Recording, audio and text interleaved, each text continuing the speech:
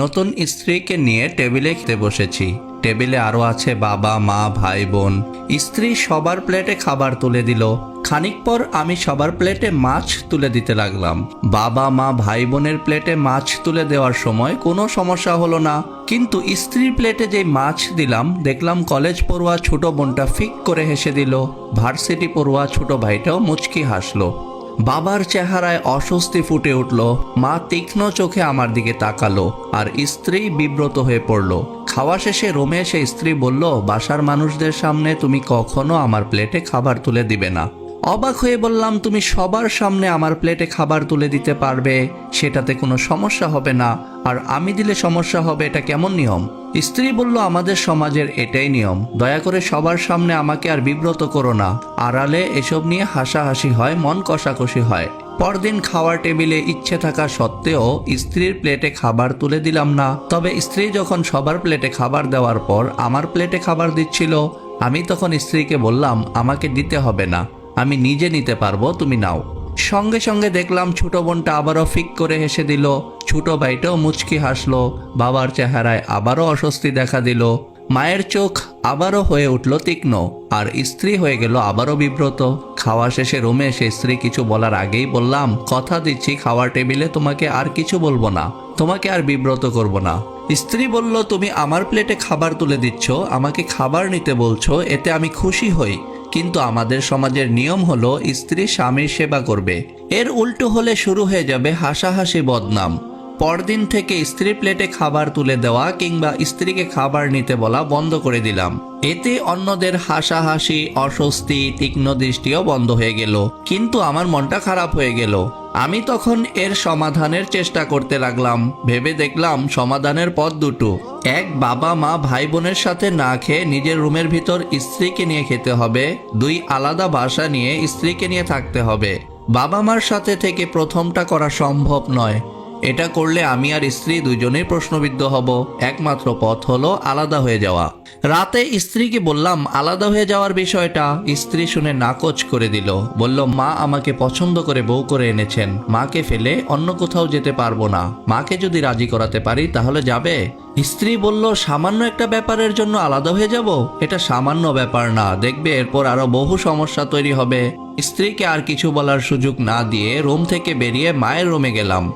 তারপর এ কথা সে কথা বলার পর মাকে বললাম, মা অফিসে কাজ বেশ বেড়ে গেছে, সামনে থেকে কলিগরা অফিসের কাজে আমার বাসায় আসবে, এতে তোমাদের সমস্যা হবে, এই জন্য ঠিক করেছি আমি আলাদা বাসা নেব। মা, আমার আলাদা হবার ইচ্ছে ছিল না, কিন্তু অফিসের কাজের জন্য আলাদা হতে হচ্ছে। মা কিছুক্ষণ আমার দিকে তাকিয়ে থেকে ভারী গলায় বলল, মিথ্যে বলা শিখতে তোর এখনো সময় লাগবে। আমি শুধু জানতে চাই আলাদা হয়ে যাওয়ার বুদ্ধিটা কার, তোর না তোর স্ত্রীর? মায়ের ভারী গলা শুনে ঘাবড়ে গেলাম, তাই দোষটা স্ত্রীর উপর চাপিয়ে দিলাম। বললাম স্ত্রীর।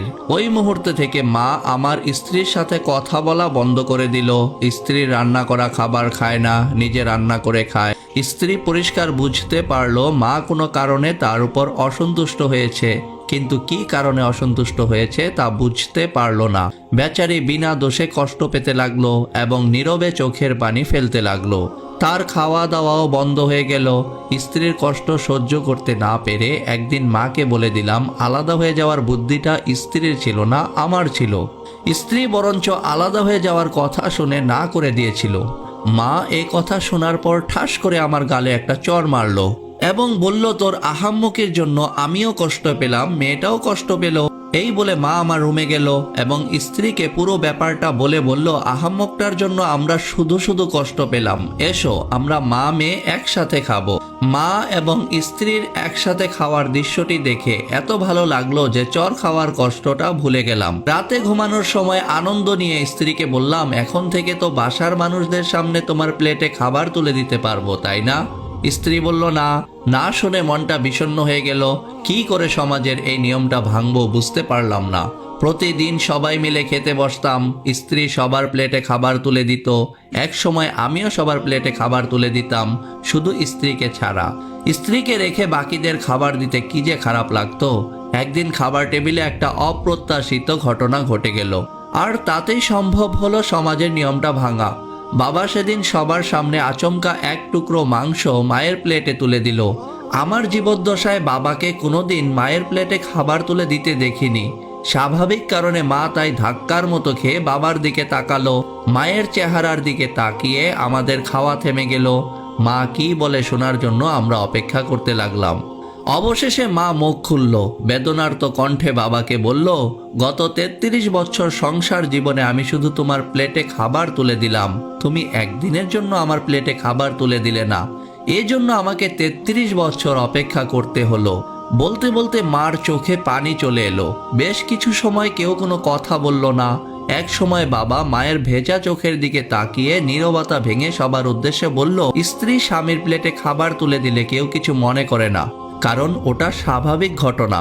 কিন্তু স্বামী স্ত্রীর প্লেটে খাবার তুলে দিলে অনেকে অনেক কিছু মনে করে, কারণ সমাজের চোখে ওটা অস্বাভাবিক ঘটনা। তবে আমি চাই এখন থেকে এই ঘরে স্বামীর স্ত্রীর প্লেটে খাবার তুলে দেওয়াটাও হবে স্বাভাবিক ঘটনা, কেউ এটা নিয়ে কোনো কথা বলবে না।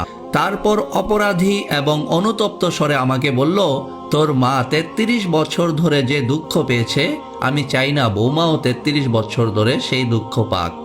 আমি আর দেরি করলাম না, সঙ্গে সঙ্গে স্ত্রীর প্লেটে খাবার তুলে দিয়ে বললাম, নিশ্চয়ই নিশ্চয়ই। ঠিক তখন জানালা দিয়ে একটা প্রজাপতি উড়ে এলো, খুব সুন্দর দেখতে। আমি জানি বাবার মনটা এখন ওই প্রজাপতির মতোই সুন্দর হয়ে উঠেছে। হয়তো আমার মনও, আমাদের পুরুষদের মন ওই প্রজাপতির মতোই আজীবন সুন্দর থাকুক।